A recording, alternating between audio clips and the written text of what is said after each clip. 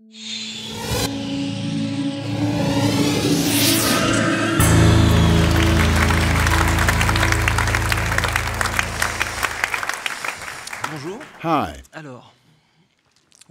Image behind me shows the journey of a virtual camera through a young patient.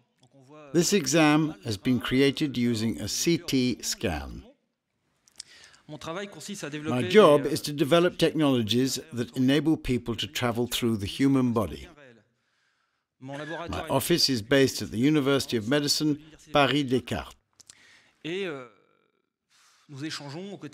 provides me with a unique opportunity to work with the teachers, professors, students, and researchers with whom I share the use of our technology. Someone asked me one day, "How did you come to do this?" Curiosity pushed me to study both the stars and nanotechnologies, infinitely big and the infinitely small, ending up with the study of the human body. However, studying human anatomy requires more than just observation. I've never liked dissections or gory images. Like many people, I've also always been afraid of dentists, bee stings, or surgical procedures. So the best way to fight your fears is to face them. We're now going to see how 3D technology can change our view of human life.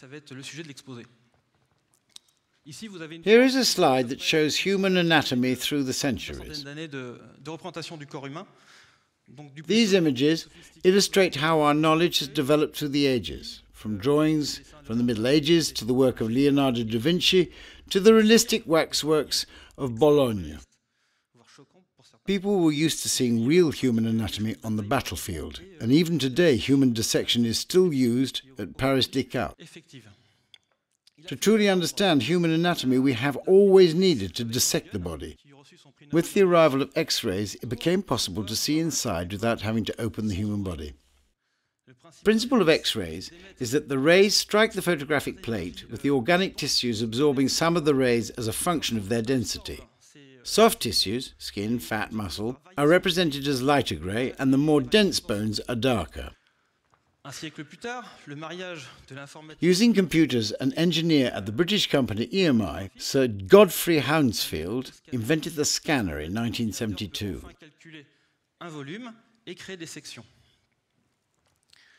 The patient is placed on a bed that moves inside a structure that contains an X-ray emitter and several detectors that rotate very quickly. The scanner produces images as slices. If we stack the slices together, we can get the 3D view of the patient.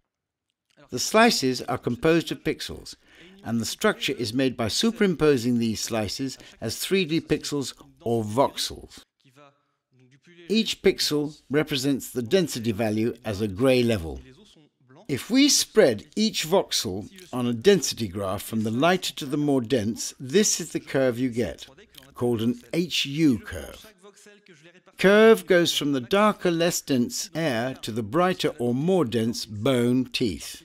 The lungs are less dense and full of air. Bones are more dense than other tissues such as fat or muscle. Any point we can associate a colour and a transparency level. So each voxel has a transparency and colour that represents its density. There are spikes. Some people get it more on the fat region and some more on the muscle. Each person has an identical curve. In the first picture, we have selected voxels with a density greater than cartilage. In the second one, we have a view where we have used transparency to show the respiratory system. This is represented by the area between air and fat. We can also combine the colours and transparency.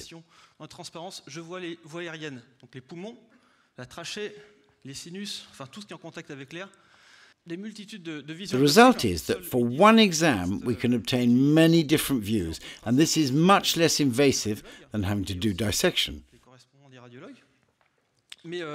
Every day, radiologists' exams produce X-ray films or CDs. Films are inconvenient, polluting, and hard to understand. CDs are slow and generally incompatible between machines. The whole process is both time and space-consuming. For instance, a skull is held on one CD. and the whole body requires 2 CDs.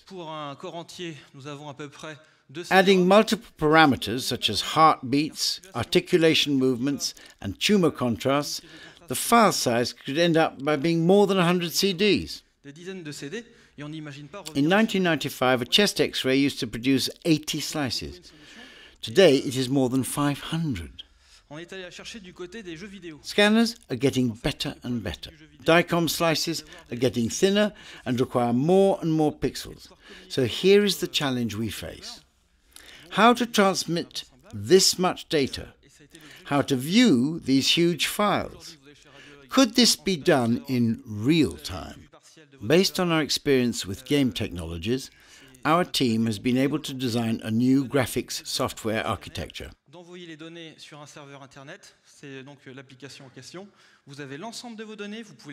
The video game industry has been a huge contributor to graphic technology. The market size is about 1 million video cards per week worldwide, which dramatically reduced the cost of graphic computers. Like radiology, graphic computing has evolved rapidly during the past 30 years. In 1978, one of the most recognized video games, Space Invaders, was created originally by the US Army. In 1985 was a soft launch of a 3D UI using low resolution. In 1995 came the first true graphic cards, offering the capability to see 3D content. We have created a new architecture called cloud-based GPU. Today, radiologists use 3D computing systems, but prices are high and they are single-user systems. Using a cloud architecture, we moved the storage space and the graphic systems to the cloud-based servers, enabling access to any doctor or any patient. Data transfers don't exist anymore. It is now only calculation transfer. Once the volumetric structure is created, we can now travel inside the human body. Physicians can set virtual cameras inside the patient and our system will appropriate the positions to create the correct view. Slice views can also provide useful information. Once the views are final, we can generate a movie. Here we have the scan of a patient following a surgery procedure.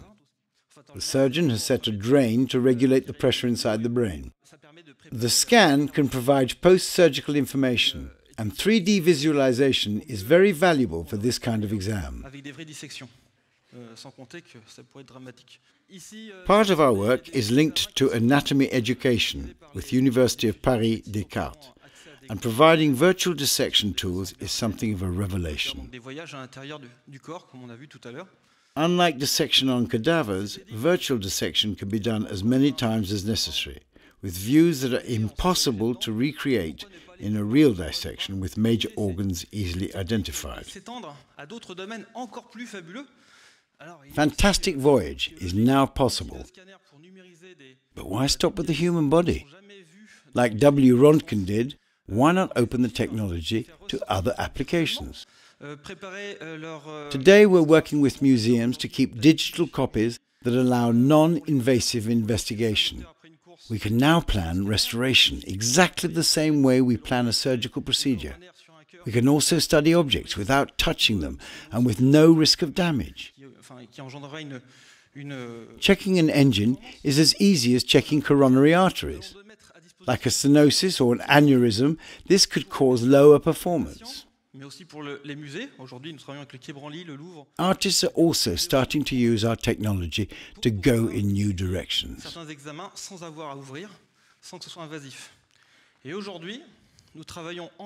As a conclusion, my goal to see further is just the beginning. You haven't seen anything yet.